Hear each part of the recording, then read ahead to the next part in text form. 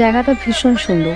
আমি অনেকদিন এরকম প্রাণ খুলে নিঃশ্বাস নিই না। এই জন্যই তো আপনাকে এরকম একটা জায়গায় নিয়ে আসছি। মানুষের ডিপ্রেশনের সবচেয়ে থেকে বড় ওষুধ হচ্ছে প্রকৃতি। যে মানুষ সবচেয়ে থেকে বেশি প্রকৃতি উপলব্ধি করতে পারে সে তার জীবনে সবচেয়ে থেকে বেশি প্রশান্তি খুঁজে পায়। আমি কখনো এমন সুযোগই পাইনি।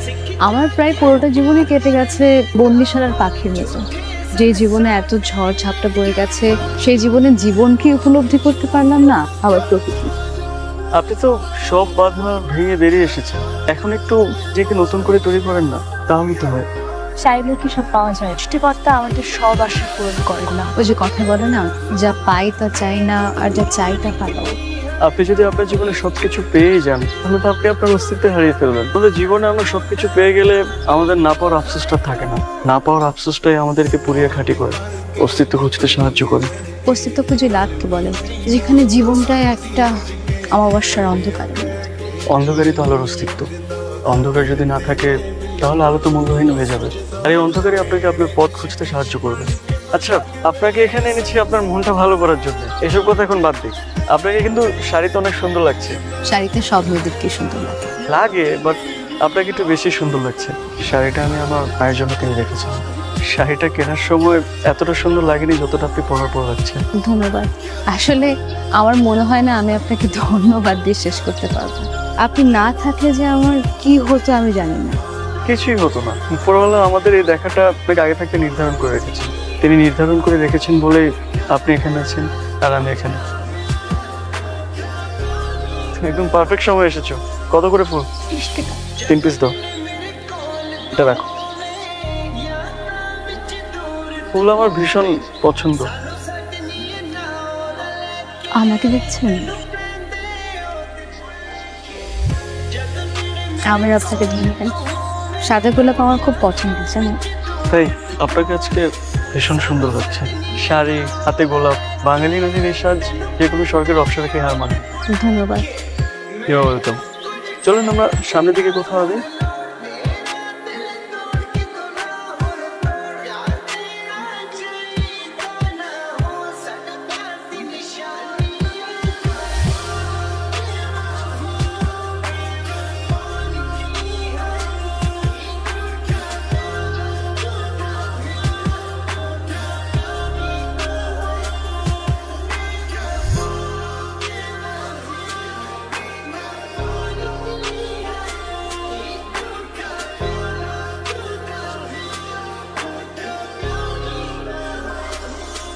দিনে দিনে রুষার প্রতি আমার অদ্ভুত এক ভালো লাগা কাজ করছে।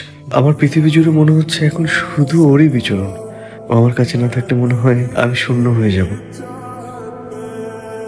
হ্যালো। হ্যালো, আসলে ওই আজকে থাকতে কেমন যেন ভালো লাগছে না, এই জন্য আর কি। আচ্ছা ঠিক আছে, সমস্যা নেই, আমি চেষ্টা করবো। ঠিক আছে, ওকে, বাই।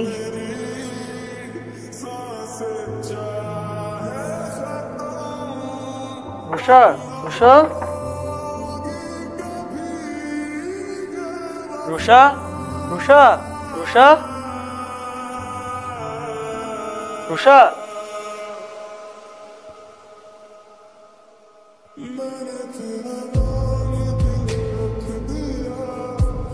রুষা,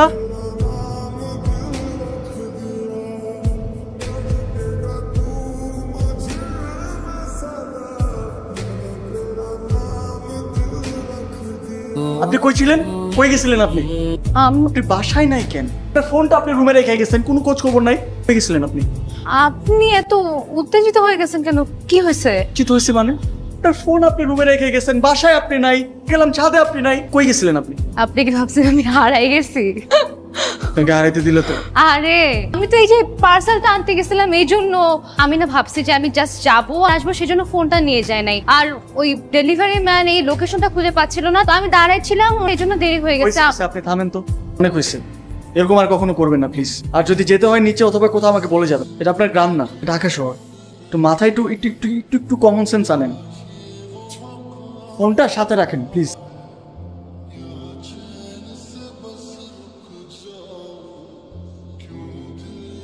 বেশি রাগ করেছেন? না, আমি রাগ করিনি।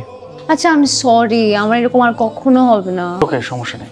আসেন তো, চলো। কোথায়? ওয়ান্ডারল্যান্ডে। আসেন না, সারপ্রাইজ। আপনি এত কিছু অ্যারেঞ্জ করছেন একসাথে? আপনি আমার বার্থডের কথা জানলেন কিভাবে? আপনার মায়ের আলমারিতে আপনার ছোটবেলার একটা ছবি খুঁজে পেয়েছিলাম, তার পেছনে আপনার জন্মদিনটা লেখা ছিল। এখান থেকেই আসলে নিজের বার্থডে নিজেই ভুলে গিয়েছিলাম। Thank you so much. আপনার জন্য ছোট্ট একটা উপহার। আপনার জীবন অনেক সুন্দর হোক, এটাই কামনা করি। আপনাকে অসংখ্য ধন্যবাদ। Happy birthday to you, happy birthday to you, happy birthday dear Rafi.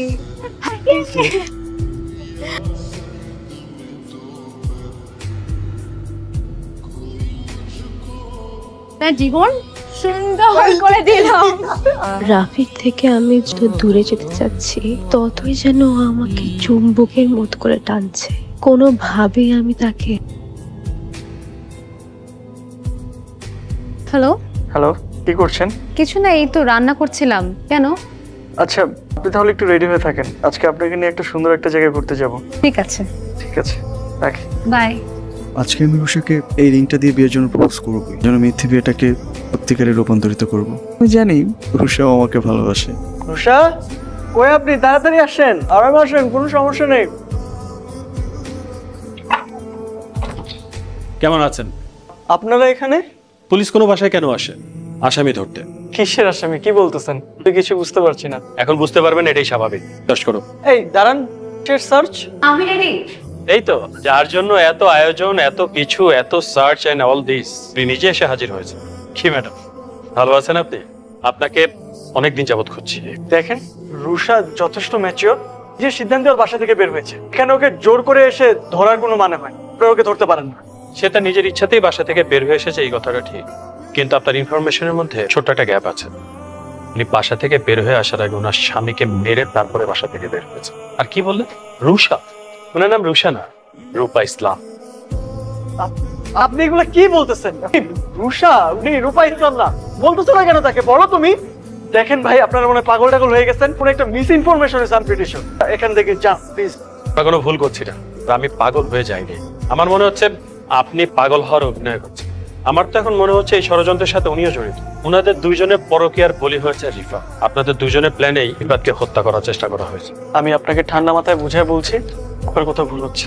আমরা এগুলোর সাথে কোনো জড়িত না। আপনারা প্লিজ, আপনারা আসেন। আমার কি সত্যি কোথাও ভুল হচ্ছে, নাকি আপনি কষ্ট করে ওনার ভুলটা ভেঙে দেবেন? বলতেছেন না কেন? Speak up please. বলুন, তাদেরকে সত্যি করে সব ঘটনা খুলে বলুন।